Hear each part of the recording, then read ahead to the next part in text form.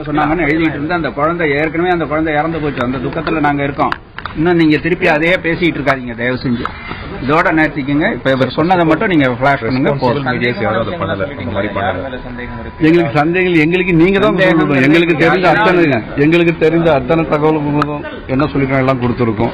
இனிமேல் நீங்க தான் அது யாரு என்ன மூலியமா கொடுத்து நீங்க உதவுங்க. தயவு செஞ்சு நீங்க உதவுங்க. தயவு செஞ்சு நீங்க உதவுங்க. இதை வந்து பொதுமக்களுக்கு எல்லாருக்கும் நீங்க இது பண்ணுங்க. யாருக்கும் சின்ன ஒரு 0.01% எவிடன்ஸ் இருந்தாலும் அது இந்த துப்பு துளக்கிற அதிகாரிகளுக்கு உதவியா இருக்கும்.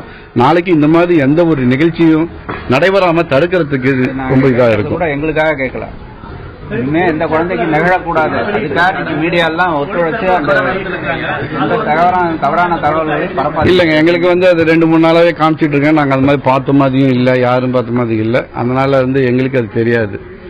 திருப்பி அதை சொல்லிட்டு இருக்கோம். தெரியல, எங்களுக்கு தெரியலங்க. ஆனா எங்களுக்கு முந்தானாலே எங்களுக்கு காமிச்சாங்க. ஆனா அந்த மாதிரி நிகழ்ச்சிகள் எங்களுக்கு தெரிஞ்ச யாருன்னு எங்களுக்கு தெரியல.